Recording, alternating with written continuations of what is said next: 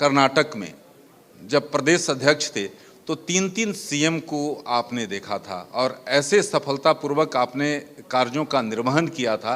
वो ये कहा जाता है कि ऐसा पहला अध्यक्ष जिन्होंने 3-3 सीएम को सही तरीके से आपने हैंडल किया। सबसे महत्वपूर्ण सवाल ये उठता है कि आखिरकार जो आपके पास विभाग है दोनों, इसके लिए 100 दिन का एजेंडा आखिरकार क्या है?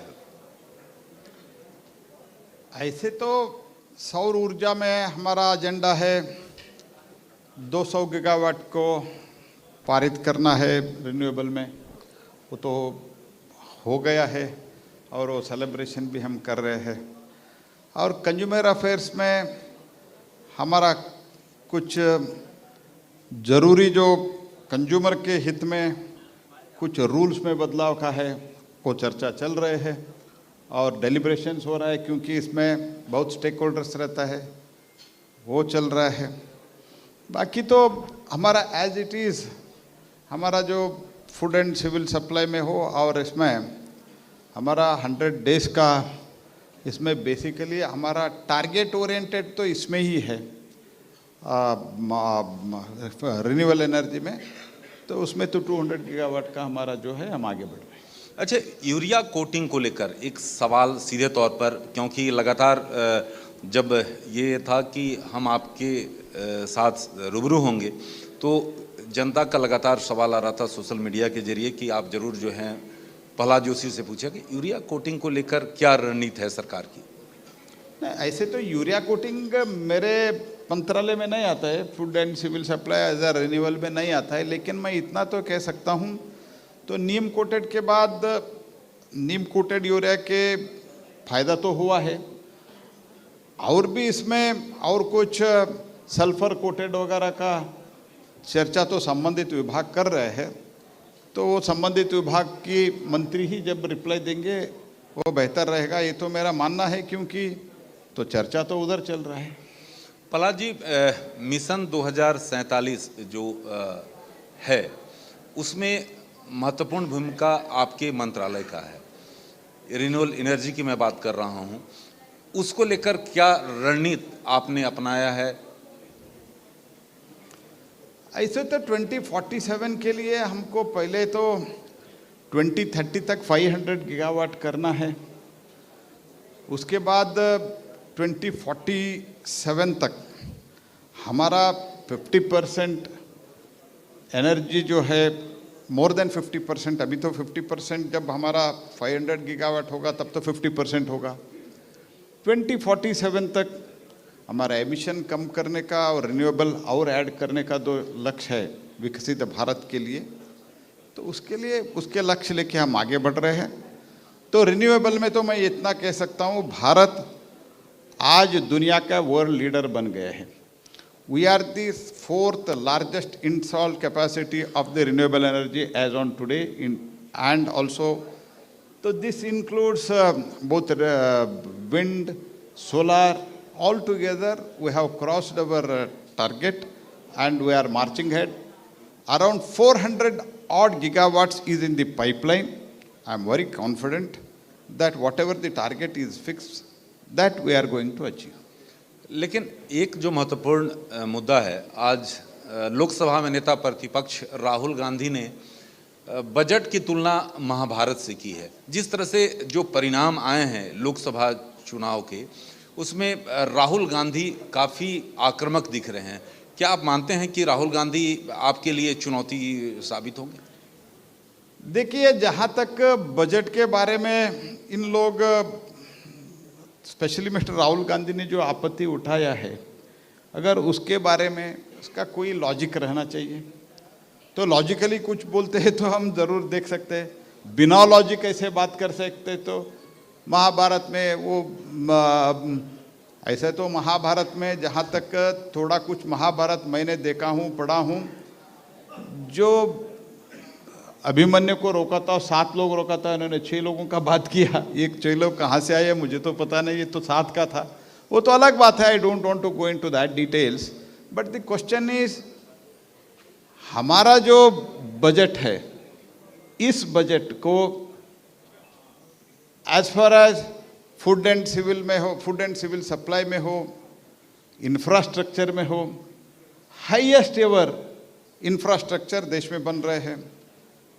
Maximum allocation for the infrastructure हो गया है 11 लाख करोड़, उससे तो जॉब जनरेट हो रहा है। तो ये सब, और India is the 5th largest economy in the world and we are going to be the 3rd largest economy. तो ये सब उन लोगों के बात में ध्यान में नहीं आता है। तो कोई भी लॉजिकल उसमें वो क्रिटिसाइज जो किया, कुछ भी लॉजिकल है तो हम उत्तर दे सकते हैं, ऐसे बिना लॉजिक लेकिन बात। प्रहलाद जी, तो जो हाल के दिनों में जिस तरह से जो परिणाम है उसका असर तो सीधे तौर पर दिख रहा है। आप दोनों सदनों में जिस तरह से देख रहे हैं आप, थोड़ा कुछ नंबर बढ़ गया है तो इसका अर्थ ये नहीं है कि आप इलॉजिकली एग्रेसिव नहीं होना चाहिए। लॉजिकल एग्रेसिव, आप नंबर कम है तो भी हम स्वीकार करते हैं ना। तो लॉजिक और नंबर के आप कंपेयर क्यों करते हैं? मैं यही राहुल गांधी जी को प्रश्न पूछना चाहता हूं। I would like to ask him, आपका लॉजिक है तो लास्ट टाइम भी आप you are just 52, then also you are some of your people used to make good points, we have taken it, and बिना लॉजिक आप ऐसे हमारा number बढ़ गए हैं इसलिए हम शोर शराबा करेंगे, हम उत्तर देने के लिए नहीं देंगे, प्रधानमंत्री को हम व्यवधान डालेंगे, 2 घंटे तक प्रधानमंत्री को उत्तर देने के लिए नहीं देते, ये तो तरीका है क्या? After having discussion for the more than 20 hours, जब प्रधानमंत्री जी स्वयं उत्तर देने जा रहे थे, Prime Minister was not allowed to speak in Parliament. Is it a good thing in the Parliament? ये लोग क्या करने जा रहे हैं? Maybe I was there in opposition for 10 years. Never we interrupted when Prime Minister was replying. This is the first time. Not first time, इससे पहले भी इन लोगों ने किया है. But पूरा 2 घंटे तक प्रधानमंत्री का गला घोटने का काम जो कर रहे हैं, ये तो प्रजाप्रभुत्व के लिए अच्छा नहीं है। आपको लॉजिकली जो बोलना है पॉइंट रखिए, हम उत्तर देने के लिए तैयार है। लेकिन राहुल जी साफ तौर पे कर रहे हैं कि जो जवाब चाहते हैं सरकार से, सरकार उस पर गोलमोल कर रही है। महंगाई है, अग्निवीर है, नीट में जिस तरह से हुआ देश के सामने है, सीधे तौर पर कर रहे हैं कि जनता के सवालों को लेकर जो है सरकार के पास आ रहे हैं और सरकार को इसको जवाब देना होगा। ये जिस तरह से आक्रामक है उसको लेकर क्या किया? ना आक्रम तो मैंने वही बोला ना, आज तो जब उन्होंने, उससे पहले भी जब he was talking about in the president thanks giving motion at, उस टाइम भी स्वयं माननीय राजनाथ सिंह जी ने कहा है कि उनको कॉम्पेंसेशन मिला है, तब उन्होंने चैलेंज किया। आज भी राजनाथ सिंह जी ने फिर से रिप्लाई दिया, वो चैलेंज करते हैं। स्वयं आर्मी ने क्लैरिफाई किया, उनको कॉम्पेंसेशन दिया गया है with all documents when it was released. अब मानने के लिए तैयार, आप हमारा ऑफिसर को भी मानने के लिए तैयार है, रक्षा मंत्री को भी मानने के लिए तैयार है, फिर भी आप बोलते रहते हैं नहीं मिला है, नहीं मिला है कॉम्पेंसेशन। हम क्या कर सकते हैं उसमें? What can you do if it is illogical? And आपका कोई तथ्य पर बात करते हैं तो हम कुछ रिप्लाई दे सकते हैं। जो आदमी नींद में है उनको जगा सकते हैं, नींद का जो नाटक कर रहे हैं उनको जगाने का बहुत मुश्किल है। इतना ही मैं कहना चाहता हूं। लेकिन प्रहलाद जी, जो बजट पेश किया गया सीधे तौर पर विपक्ष द्वारा किया गया कि सरकार बचाओ बजट है, आप जो है आंध्र प्रदेश और बिहार के लिए आपने उसमें कोटा उनका बढ़ा दिया, आवंटन बढ़ा दिया, अन्य राज्यों को आपने अवहेलना कर दी। तो ये सीधे तौर पर आरोप लग रहा है, तो इस आरोप से कैसे बच सकते हैं आप? एक तो मैं एक पहले प्रश्न पूछता हूं, 2009-10 में सिर्फ उत्तर प्रदेश और तमिलनाडु का नाम लिया था वित्त मंत्री ने, तब बाकी राज्यों को यूपीए कालखंड में जो कुछ भी थोड़ा इधर उधर देते थे। आज तो बहुत आवंटन बढ़ गए हैं, वो तो अलग बात है। जो भी आप देते थे, कुछ भी नहीं दिया था क्या अलग राज्यों को? आप अभी अभी तमिलनाडु का बजट पेशित हुआ, तमिलनाडु असेंबली में सिर्फ 3 या 4 डिस्ट्रिक्ट का नाम लिया है, बाकी डिस्ट्रिक्ट को कुछ नहीं मिलता है क्या?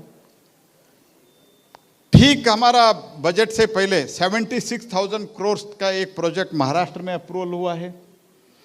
जहां तक मैं कर्नाटक से हूं, कर्नाटक के बारे में मैं आपको कहना चाहता हूं, सिर्फ सड़क के लिए 1 lakh crore rupees has been allotted to Karnataka, 1 lakh crore. और मैं एक आपको घटना बताता हूँ। When I was in opposition, one MOS from Karnataka was there in the railways. Normally आप सब लोग जानते हैं, जब रेलवे बजट का चर्चा होता है, रेलवे मंत्री उत्तर देते थे। तब ये MOS रिक्वेस्ट करके स्पीकर को, मैं इंटरव्यून करना चाहता हूँ बिफोर मंत्री उत्तर देने से पहले। तब प्रश्न पूछा गया, क्यों? तब MOS ने उस टाइम बताया, मैं पार्लियामेंट में था, लोकसभा में था उस टाइम, उन्होंने ये बताया, हमने रिकॉर्ड पैसा कर्नाटक को दिया है, वो मैं मेंशन करना चाहता हूँ। व्हाट वाज द रिकॉर्ड पैसा? 800 crores। Today what we have given? 8000 crores। तो तब भी इन लोगों को, इनको नहीं मिला है, उनको नहीं मिला है, यही बात करते रहते हैं, तो इसमें तो तथ्य ही नहीं है जी। तो पूर्वोदय का हमारा स्कीम है, और ये आंध्र प्रदेश के बारे में ऐसे बात कर रहे हैं। आंध्र प्रदेश रीऑर्गेनाइजेशन एक्ट कौन किया? हमने किया है, और UPA ने किया था। Why you are opposing today? What is your problem? अगर आप रीऑर्गेनाइजेशन एक्ट में प्रावधान करते हैं तो ठीक है, जब हम पैसा देते हैं वो ठीक नहीं है। ये तो वितंडवाद नहीं है क्या? तो सारे देश को जो कुछ भी अभी प्रधानमंत्री आवास योजना है, और जहां तक अभी मैं मध्य प्रदेश का उदाहरण बताता हूं, तो 800-900 crores allocated for the Madhya Pradesh railway. आज कितना हो गए? 14,000 crores। ये तो सब सभी राज्यों को मिल रहा है। और भारत देश का जो आर्थिक शक्ति है, as a economic power, India is growing and we are the 5th largest economy. इसका फल सबको मिल रहा है। हमने पूर्वोदय में और आंध्रा का जो रीऑर्गेनाइजेशन एक्ट का कमिटमेंट था, उसमें 2 राज्य का नाम लेते हैं, तो आप बोलते हैं और किसी को कुछ नहीं मिला है। तो आप क्यों करते थे? आप तो जब ममता दीदी रेलवे मंत्री थे, पूरा से पूरा वेस्ट बंगाल का ही नाम कम से कम 100 बार आता था। ये सब याद नहीं है क्या राहुल गांधी को? तो राहुल गांधी के भाषण को आप किस तरह से देखते हैं? किस तरह, जिस तरह से आपको घेरा, क्या आप किस तरह से देखते हैं? जहां तक मेरा सवाल है, मैं तो इलॉजिकल है, कोई लॉजिक नहीं है। और जनता के जहां तक मैं थोड़ा कुछ समझा हूं और इनपुट लिया हूं, लोग भी सीरियस नहीं लेते हैं। अभी भी सीरियस नहीं ले रहे हैं आप? कौन ले रहा है? तो अभी देखो, द टोटल पुट टुगेदर 14, 19 और 24, तीनों मिला के इन लोगों का 200 भी पार नहीं हुआ, 200 से थोड़ा ज्यादा है। एक टाइम कांग्रेस पार्टी का 400 सीट था। आज इन लोगों ने क्या हाल बना के रखा है? तो कह रहे हैं कि अंतर तो नहीं है, 234 है उनका। क्या जी? 234 है। 200 उनका। I think that is all put together INDI गठबंधन, इंडिया अलायंस। India alliance. क्या वेस्ट बंगाल इंडिया अलायंस था क्या? हमको पूछ रहे हैं। हमारा तो कम से कम प्री पोल्ड अलायंस था। आपका क्या था जी? अब तो केरल में, तिरुवनंतपुरम में, कोच्चि में कुश्ती, दिल्ली में दोस्ती। वेस्ट बंगाल का कलकत्ता में 1 सीट नहीं दिया ममता दीदी ने, और इधर आके दोस्ती, इंडी गठबंधन। और आम आदमी के साथ दिल्ली में दोस्ती, पंजाब में नहीं है। ये कोई गठबंधन, it is not at all a natural गठबंधन, ये अननेचुरल है सिर्फ। तो हमको विरोध करने के लिए सब इकट्ठा हो रहा है, और कुछ उसमें नहीं। प्रहलाद जी, ये भी है कि एजेंसियों का जो दुरुपयोग आप पर आरोप लग रहा है कि कर रहे हैं, ईडी का, CBI का, IT का जो दुरुपयोग कर रहे हैं, ये सीधे तौर पर सवाल खड़ा है। 2 CM को आपने बंद कर दिया, एक CM बाहर हैं, एक अंदर हैं। देखो, CM को जब अरेस्ट किया जाता है तब सुप्रीम कोर्ट तक मामला चले जाता है, हाई कोर्ट तक चले जाता है, महीने तक बेल नहीं मिलता है, उप मुख्यमंत्री को बेल नहीं मिलता है, जो आप जिस प्रदेश का बात कर रहे हैं। अगर हम गलती किया तो कोर्ट है ना देश में। अभी अभी हुआ है कर्नाटक में, सीधा ट्रेजरी से कुछ लोगों को एक SBI ब्रांच को ट्रांसफर होता है, SBI ब्रांच से लेके और एक ब्रांच को ट्रांसफर होता है, और उधर से हर कम से कम 90 लोगों को डायरेक्टली सरकार का पैसा अनऑथराइज्ड लोगों को पैसा दिया जाता है। एक ऑफिसर जो हैंडल करते थे, उनको ऊपर दबाव आता है साइन करने के लिए, वो आत्महत्या करते हैं, बाद में बाहर आता है, तब ईडी जाना चाहिए नहीं जाना चाहिए? ऐसे केस बहुत है जो भ्रष्टाचार करते हैं वो तो एजेंसी से डरते हैं, जो नहीं करते वो नहीं डरते हैं, सिंपल है। तो क्या एजेंसी चुप बैठना था? एजेंसी ईडी को कौन, ईडी का रचना कब हुआ जी? इन लोगों के साथ ही हुआ है नहीं, ना? लेकिन ये सीधे तौर पर विपक्ष का आरोप है कि जो लोग भ्रष्टाचार जिस पर आरोप लगाते हैं वो आपके पार्टी में शामिल हो जाते हैं तो गंगा स्नान कर लेते हैं। नहीं जो तो केस चल रहा है जी, जो भी इधर उधर कोई ज्वाइन हुआ है तो भी केस अभी भी चल रहा है, जारी है, कोर्ट में है। तो पूरा उनको तो जब तक उनका कोर्ट में फैसला नहीं होगा तो चलता रहेगा। एक आपके राज्य से सवाल है, कर्नाटक में मुड्डा का मसला आप लोगों ने जोर शोर से उठा रखा है। नहीं, मुड्डा बोले तो बहुत लोग ना समझेंगे, बुड्ढा समझ देंगे। मुड्डा क्या है वो तो बोलो पूरा। मैसूर अर्बन डेवलपमेंट अथॉरिटी है, तो उसको लेकर आप लोग बहुत आक्रोशित हैं, सीएम पर गंभीर आरोप। ये आखिरकार बीजेपी इस मसले को 3 अगस्त पे आप लोग मार्च भी करने वाले हैं, ये तो क्या है? नहीं, वाल्मीकि बोर्ड और मैसूर अर्बन डेवलपमेंट अथॉरिटी का 2 बहुत बड़ा गंभीर भ्रष्टाचार के आरोप डायरेक्टली मुख्यमंत्री सिद्धरामैया के ऊपर है। तो एक में तो मुख्यमंत्री असेंबली में स्वीकारा है कि वाल्मीकि बोर्ड में वाल्मीकि मीन्स एसटी लोगों को जो पैसा वगैरह उनके स्कीम वगैरह है उसके लिए है वो। तो इधर जो एसटी में भ्रष्टाचार हुआ है वो स्वयं स्वीकार लिया है, क्योंकि उसमें तो ऑफिसर के ऊपर इल्जाम लगा के उन्होंने अपने आप को सेफ करना चाहते थे, इसीलिए उधर तो स्वीकार किया। मैसूर डेवलपमेंट अथॉरिटी में तो जो सामान्य लोगों के लिए साइट बांटने का काम, डेवलप करके बांटने का काम ये डेवलपमेंट अथॉरिटी कर्नाटक में करते हैं।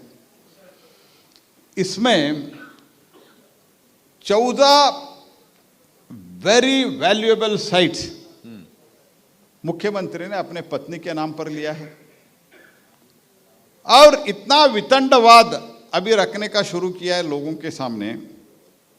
तो 14 साइट्स वेरी वैल्यूएबल साइट्स, तो मेरा लैंड मुडा ने लिया था, लेकिन फैक्चुअल के पोजीशन क्या है? लैंड जो इनके पत्नी के नाम पर बीच में 2003 या 4 में आया, that itself is in question mark.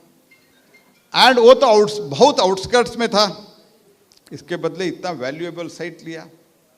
तो overall put together few hundred crores of the sites have been transferred like this, and 14 sites have been transferred in the name of wife of Mr. Siddaramaiah. It is a big scam. That's why you said you give it to CBI. That he is not ready. He has given it to the judicial inquiry with a retired judge. तो पूरा भ्रष्टाचार में डूबे हुए हैं, तो और बोलते हैं कांग्रेस पार्टी भ्रष्टाचार के खिलाफ लड़ेगी। ये क्या है? अच्छा, एक प्रहलाद जी, आम जनता से सीधा सवाल जुड़ा हुआ है कि जो मिलावट है, मिलावट का जो गोरखधंधा चल रहा है दूध, पनीर या खाद्य पदार्थों में, क्योंकि समय कम है इसलिए मैं 1-2 सवाल आपसे पूछूंगा। इसको लेकर उपभोक्ता मंत्रालय क्योंकि आपके पास है, इसको लेकर क्या शिकंजा कसने जा रहे हैं, क्या कार्रवाई? क्योंकि जिस तरह से कार्रवाई होनी चाहिए वो कार्रवाई जमीन पर नहीं दिखती। देखिए जी, इसमें तो हम कानून और नियम बना के राज्य सरकार को ही भेज सकते हैं। तो इसमें कार्रवाई करना है, अगर छापा डालना है तो, रेड करना है तो स्टेट गवर्नमेंट के हाथ में है। हम तो एक कंज्यूमर अफेयर्स के मिनिस्ट्री के नाते और फूड एंड सिविल सप्लाई के पब्लिक डिस्ट्रीब्यूशन के मंत्री के नाते, मंत्रालय के नाते भी हम स्टेट को एडवाइजरी भेजते। अगर कंप्लेंट हमारे पास आता है तो तुरंत स्टेट को हम कार्रवाई करने के लिए बोलते हैं। Ultimately this is the state responsibility, and time to time we keep writing to the state government to take appropriate action, and we are continuously doing follow up also.